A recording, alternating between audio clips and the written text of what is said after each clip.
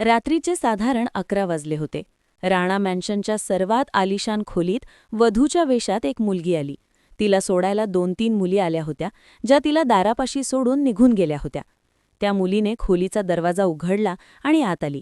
तिची नजर पूर्ण खोलीभर फिरत होती. संपूर्ण खोली खूपच आलिशान. साधारण 11 वाजले होते.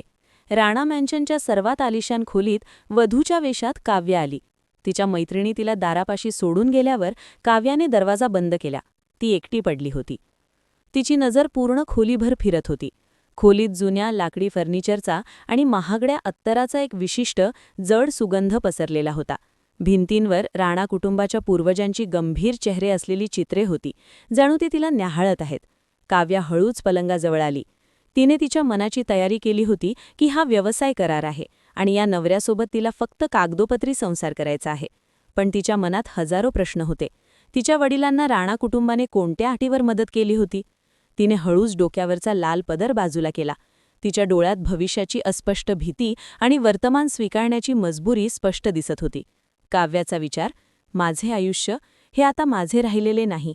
हे घर किती सुंदर आहे, पण इथे आनंद नाही. इथे फक्त जाड पडदे आणि शांत गूढता आहे. या घरातले प्रत्येक रहस्य माझ्यावर येऊन पडणार आहे.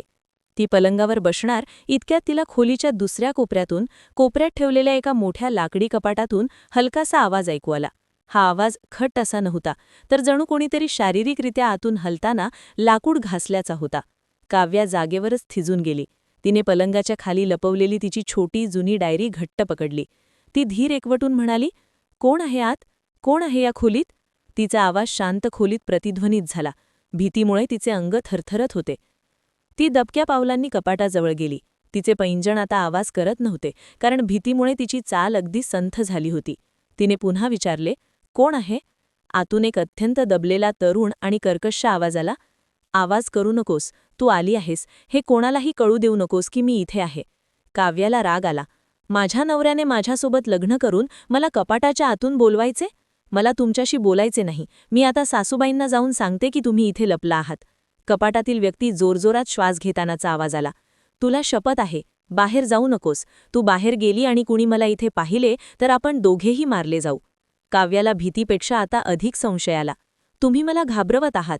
मला सांगा, तुम्ही राणा आहात. तुमचे नाव काय आहे? तिने विचारले. हो, मी अथर्व राणा आहे आणि मी इथे लपलो आहे कारण माझे काका माझ्यावर विषप्रयोग करून मला मारण्याचा प्रयत्न करत आहेत.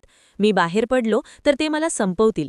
तो पुढे म्हणाला, मी तुझ्या वडिलांना मदत करण्याचे वचन दिले, पण त्या बदल्यात तुझ्या जीवाला धोका आहे हे मी आधीच सांगितले नव्हते. माफ कर. काव्या काही क्षण शांत राहिली. तिने स्वतःला सावरले.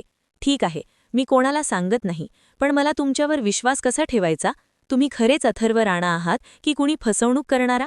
कपाटातून अथर्व हसला. तू माझ्यावर विश्वास ठेवू शकत नाहीस, पण तू तुझ्या कुटुंबाच्या प्रेमावर विश्वास ठेवू शकतेस. तू या खोलीत शोध घे. तुझ्या लग्नाची एक जुनी निशाणी इथे कुठेतरी लपवलेली आहे.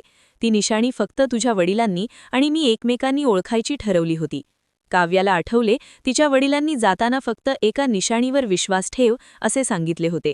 काव्याने खोलीत शोध सुरू केला. ती प्रत्येक कोपरा तपासत होती. काव्या आता पलंगाच्या मागे गेली. तिला तिथे काहीच दिसले नाही. ती पुस्तकांच्या कपाटाजवळ गेली.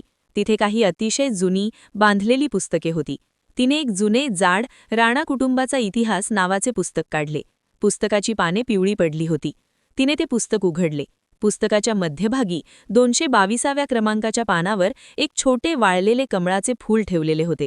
कपाटातून अथर्वचा आवाज आला. मिळाले? हो, कमळाचे फूल. काव्याने हळूच उत्तर दिले. तेच, कमळ म्हणजे काव्या. हेच आमच्या संवादाचे कोडवर्ड होते. आता तुला माझ्यावर विश्वास ठेवावा लागेल. काव्याने ते फूल बाजूला केले.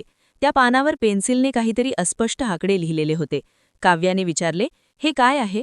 हा मृत्यूपत्राच्या तिजोरीचा कोड नाही काव्या. हा माझ्या बेडरूममधील टेबलाच्या गुप्त कप्प्याचा कोड आहे. आजची तारीख आहे 15/12/21. तू आजच्या तारखेत हे आकडे जोड. 1+5 +1 +2 +2 +1 +1 +2 +19. काव्याने पटकन आकडे जोडले. 1+5 +1 +2 +2 +1 +1 +2 +19 बरोबर 34.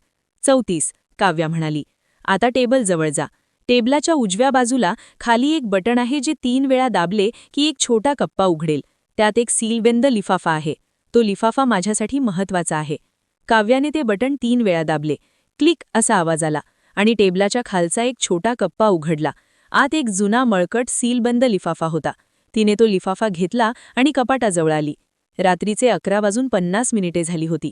काव्याने दार बंद करून लिफाफा हातात ठेवला. 12 वाजताच कपाटाचा दरवाजा उघडला आणि अथर्व राणा बाहेर आला. तो थकला होता, पण त्याच्या डोळ्यात सत्य सांगण्याची तळमळ होती. काव्याने त्याला तो लिफाफा दिला. अथर्वने पटकन तो लिफाफा उघडला. आत एक जुने छायाचित्र आणि एक फाटलेले पत्र होते. हे माझ्या लहानपणीचे छायाचित्र आहे, माझ्या आईवडिलांसोबत. पण हे पत्र... अथर्व शांत झाला. हे पत्र माझ्या वडिलांनी त्यांचे मोठे भाऊ विक्रम राणा, ज्यांना आम्ही काका म्हणतो, यांना लिहिलेले होते.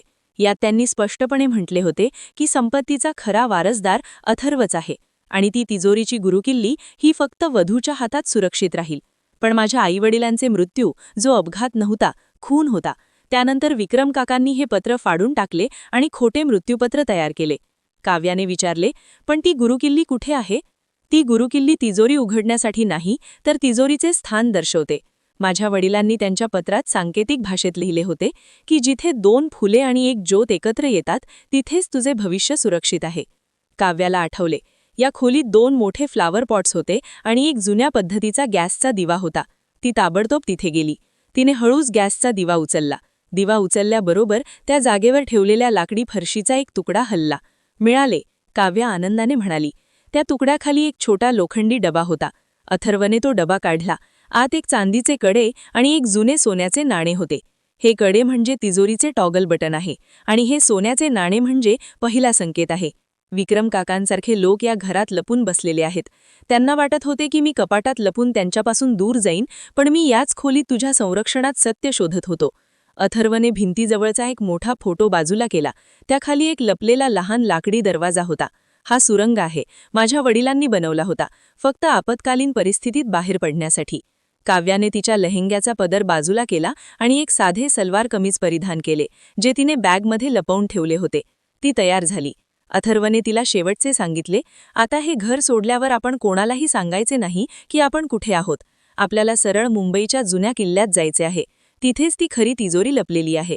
ते दोघे या अंधाऱ्या अरुंद बोगद्यातून हळूहळू बाहेर पडायला लागले. त्यांचा हा प्रवास फक्त एका घरातून दुसऱ्या घरात जाण्याचा नव्हता, तर सत्याकडे आणि जीवनाच्या धोक्याकडे जाणारा होता. रात्रीचे 12:30 झाली होती. राणा मॅन्शनची सगळ्यात आलिशान खोली आता रिक्त होती. फक्त पलंगावर वधूचा लाल लेहेंगा आणि हवेत सत्य आणि धोक्याची एक विशिष्ट भावना शिल्लक राहिली.